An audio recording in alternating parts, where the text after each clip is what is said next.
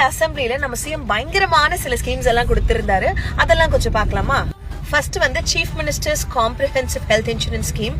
இந்த ஸ்கீம்ல இது வரைக்கும் 5 லட்சம் வரைக்கும் கவரேஜ் கொடுத்துட்டு இருந்தாங்க. அதை இன்க்ரீஸ் பண்ணி வருடத்திற்கு 25 லட்சம் கவரேஜ் கொடுத்திருக்காங்க. இந்த ஸ்கீமோட முக்கியமான பாயிண்ட் என்னன்னு பாத்தீங்கன்னா, சாமானிய மக்கள் யாருக்குமே மருத்துவம் நிராகரிக்கப்படக்கூடாது காசின் காரணமாக. அதுக்காக தான் இந்த இன்சூரன்ஸ் கவரேஜ் வந்து 5 lakhsல இருந்து 25 lakhsக்கு வந்து உயர்த்திருக்காங்க. அடுத்தது பால் கொள்முதல். இந்த ஆவின் பால் இருக்குல்ல, அதெல்லாம் வந்து வெளியே இருந்து கொள்முதல் பண்ணுவாங்க. இந்த மாதிரி பண்ணை பால் பண்ணை வச்சிருக்கவங்க கிட்ட இருந்து, இல்ல தனியா ஒரு 4-5 மாடு வச்சிருந்தாங்கன்னா அவங்க கிட்ட இருந்து கொள்முதல் பண்ணுவாங்க.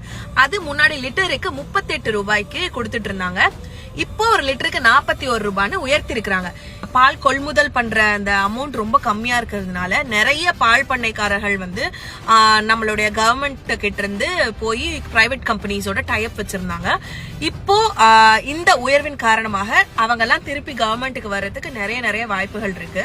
அடுத்த ஸ்கீம் என்னன்னு பாத்தீங்கன்னா, நம்ம தளபதி வந்து எப்படிப்பட்ட ஒரு தலைவர் அப்படிங்கிறதுக்கு இந்த ஸ்கீம் ஒரு உதாரணம். இந்த சட்டமன்ற உறுப்பினர்கள்லாம் இருக்காங்களா, அவங்கள சில பேருக்கு கவர்மெண்ட் கார்ஸ் கிடையாது. அவங்க வந்து அவங்களோட ஓன் வெஹிக்கல்லையும் பப்ளிக் டிரான்ஸ்போர்டேஷன்லயும் தான் போயிட்டு வந்துட்டு இருக்காங்க. அவங்க எல்லாருக்குமே வந்து கவர்மெண்ட் சைட்ல இருந்து கார் பிளஸ் அலவன்ஸ், அந்த பெட்ரோல், டிரைவர் அலவன்ஸ் இதெல்லாமே வந்து கொடுக்குறோம் அப்படின்னு சொல்லியிருக்காங்க.